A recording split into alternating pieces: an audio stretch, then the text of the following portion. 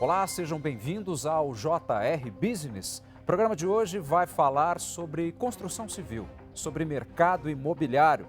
A Tenda, uma das maiores construtoras do país, faturou nos primeiros meses deste ano 650 milhões de reais e deve fechar 2023 com venda na casa dos 3 bilhões em imóveis. E é com todo prazer que o JR Business recebe hoje o CFO da Tenda, Luiz Maurício Garcia. Luiz Maurício, seja bem-vindo ao nosso programa. Obrigado pelo convite, obrigado pela Rede Record também pelo convite. Ótimo. E olha só, antes da nossa conversa, vale lembrar que toda terça-feira, a partir das 7h30 da noite, nas plataformas digitais da Record TV, tem um episódio novo do JR Business. Assista, compartilhe, venha com a gente. Luiz, conta uma coisa pra gente, 650 milhões de reais nos primeiros 3 meses deste ano. Ao que se deve isso, hein? Eu acho que o setor de habitação popular, Fábio, ele tem uma resiliência muito grande, né? E a principal razão dessa resiliência, acho que são duas, né? Primeiro, o fato de existir um programa habitacional, né, denominado Minha Casa Minha Vida, né, que acho que é amplamente conhecido. E esse programa, então, ele dá força, né, para que as empresas consigam atuar independente do cenário macroeconômico, independente da situação. E segundo é a demanda, né, a demografia. Então, a demografia no Brasil ela é muito favorável, principalmente nessa classe social onde nós atuamos, né, porque é onde você tem mais crescimento populacional e consequentemente, formação de famílias, né. Então, a taxa de formação de famílias nesse espectro de renda onde nós atuamos é muito grande. Então, essa combinação de uma demanda muito grande, onde você atualmente a oferta do setor ele é abaixo da demanda, né? Então, ou seja, Correto. você tem sobra de demanda. E um programa que provê condições para as empresas atuarem, eu acho que é a razão do sucesso de habitação popular no Brasil, né? Com tudo isso, já foi possível superar aí os abalos da pandemia? Nós estamos numa fase final, vamos dizer assim, né? A pandemia nos atingiu muito na questão dos desvios de custo, né?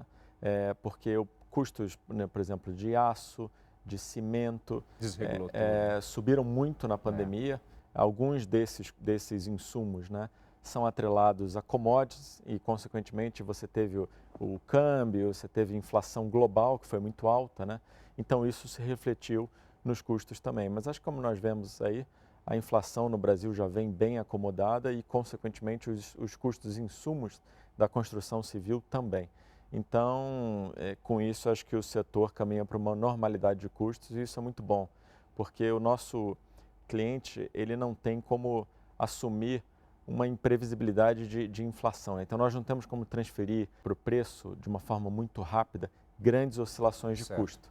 Então, quando o custo oscila muito rápido, isso é um desafio grande para o setor de construção civil popular, né? A política de juros no Brasil tem sido muito criticada, ou seja, está muito alta.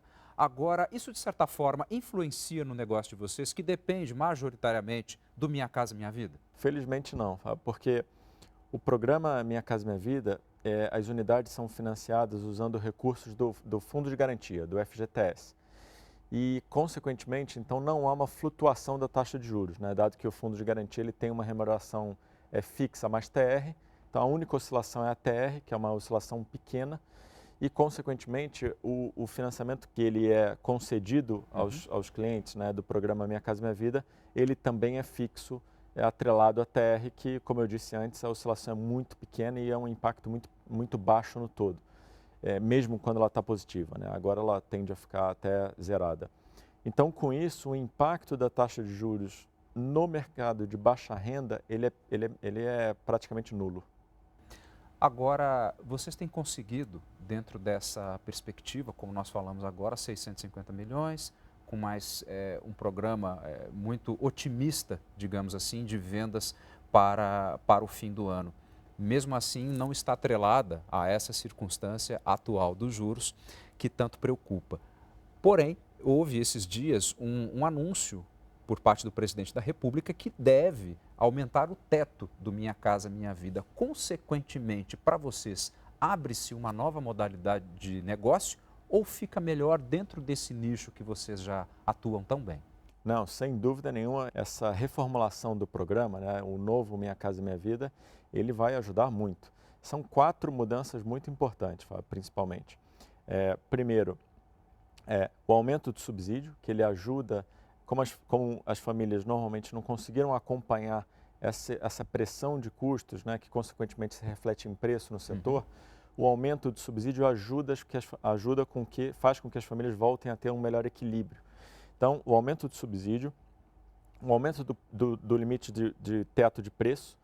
Então, por exemplo, várias cidades, em municípios pequenos, você tinha tetos de preço muito baixos, em torno de R$160 mil. Agora, esse teto ele tende a ir para 190. Então, você consegue, isso viabiliza mais projetos em cidades médias e pequenas. Isso é muito bom para uma operação que nós temos de casas, que chama Alea. O terceiro ponto é o aumento também da renda, né? Você permitir com que famílias de até R$ 2.640, agora R$ 2.640 de renda, sejam enquadradas na faixa 1. Então, isso também é muito benéfico para essas famílias. E o quarto ponto é o imposto. Você reduzindo a carga tributária das empresas, né, com a redução do RET 4 para o RET 1, então ao invés de 4% da receita, passa a recolher 1%, de novo para as famílias de menor renda, né, ou seja, para as unidades vendidas para as famílias de menor renda. Então, o resultado daquela unidade ele passa a ter uma menor carga tributária, o que, de fato, sem dúvida nenhuma, beneficia as famílias, né, porque as empresas conseguem transferir isso para o preço. Então, são 4 benefícios bem relevantes. Você falou de um tipo de construção Alea. Dá mais detalhes, por favor. A Alea é uma operação nossa. Nós temos uma fábrica em Jaguariúna, próximo da região de Campinas. É uma fábrica, uma das mais modernas do mundo. Ela tem uma capacidade produtiva de 10 mil unidades por ano, ou seja, 10 mil casas por ano. É como se fossem pré-fabricados, pré-moldados? Ela é uma fábrica que ela constrói essas casas numa linha pré-fabricada. Então, ela já vai pré-fabricada, transportada por os canteiros, que são espalhados num raio de normalmente até 1.000 quilômetros dessa fábrica, e a casa é montada em pouquíssimo tempo, né? Quase como se fosse um Lego, né, a montagem dessas casas. Obviamente, depois tem um processo de acabamento e etc., mas é uma obra muito mais simples do ponto de vista de execução. E também, essa técnica construtiva, ela possibilita a atuação em cidades médias e pequenas, porque você deixa de ter aquela necessidade da escala mínima local. Então, a dificuldade das construtoras em atuar em cidades médias e pequenas é porque normalmente você não consegue ter uma continuidade. Você lança um produto, depois espera 1, 2 anos até que aquilo seja absorvido para voltar a lançar. E com isso, você fazendo uma construção off-site, você não precisa de escala mínima local. Você pode atuar em diversas cidades ao mesmo tempo e sem a necessidade de uma continuidade local. Desde o começo da nossa conversa, dá para perceber muito facilmente a preocupação social que vocês têm, já que, pelo que eu entendo, a atividade fim da tenda é trabalhar justamente com um tipo de moradia, podemos dizer, mais popular. Exatamente. Como que é isso para vocês? Como que é essa preocupação num país em que o déficit habitacional é tão grande? Isso nos traz energia a cada dia, né? Porque é uma motivação, é um propósito muito nobre, né? Muito bacana. E a empresa, o foco estratégico da empresa é ser a construtora de menor custo do país. Porque ao ser a construtora de menor custo, eu consigo ter o produto de menor preço. E com isso viabilizar o acesso à moradia das famílias de menor renda. Então, isso é que nos move, né? Esse propósito e esse pilar estratégico, ele que provê. Então, essa questão de busca por inovação construtiva que nós fizemos com a Alea, no caso da tenda também, o tempo todo a empresa buscando inovações construtivas. Nós temos pilotos de projetos e de testes que fazemos constantemente.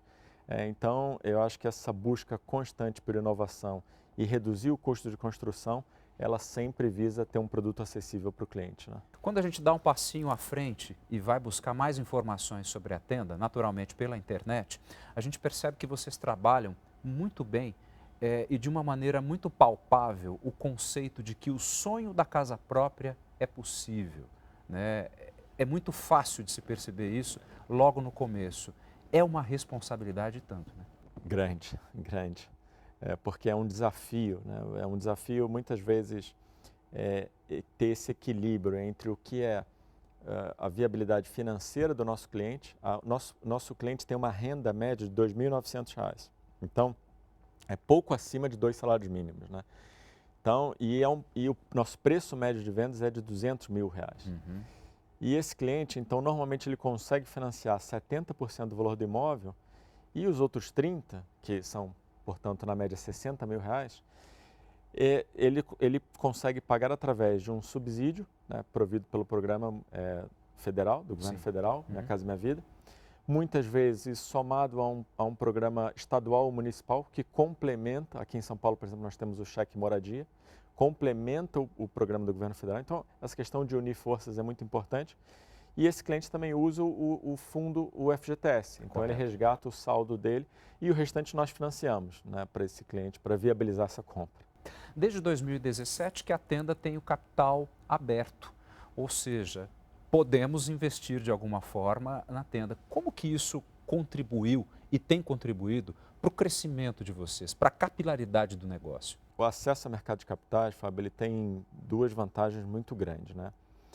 A primeira é a visibilidade, né, da empresa, ela ajuda na captação, seja a captação via dívida, seja a captação via equity, quando for o caso, né? E o segundo, que ao você ter uma base diversificada de investidores, isso traz muito questionamento, agrega muito valor, porque cada investidor, ele tem um determinado ponto de vista diferente, ele tem alguns grandes investidores estão no nosso conselho, por exemplo, nós temos 2 investidores de referência que representam praticamente 40% do capital social da companhia, que eles estão no conselho. Então, isso traz muito valor para a companhia, porque você consegue ter visões diferentes. Correto. E de certa forma, agregar tudo isso. Então, acho que é muito rico. Agora, a partir do momento que vocês tomam essa medida e conseguem sucesso, os holofotes também ficam maiores. Exato. Outras preocupações acabam sendo inerentes. Empresas de capital aberto estão atreladas principalmente às práticas de governança, sociais, ou seja, ESG. Como é que vocês atuam nesse segmento, já que a construção civil ela é uma cadeia gigante, né? Tanto quanto a de produção de automóveis. Como é que é essa preocupação da Tenda? Essa pergunta é super interessante, porque 2 dos insumos, né, globais tidos em todos os relatórios, né, sobre carbono, crédito de carbono e etc., que geram muito carbono, né, é justamente a produção de aço e cimento, né? Sim.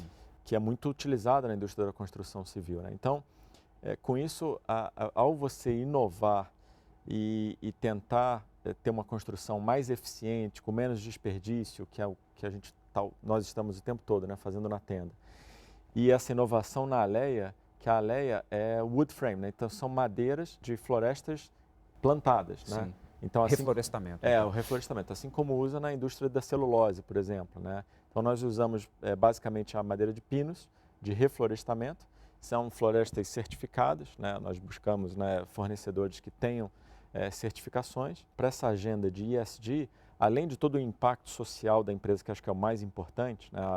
A Tenda hoje, quando nós olhamos os números do Minha Casa Minha Vida, é a empresa com maior market share justamente nesse público de menor renda, né? Então, eu acho que o impacto social é o mais importante e o impacto ambiental também, a companhia, eu acho que tem sido muito inovadora.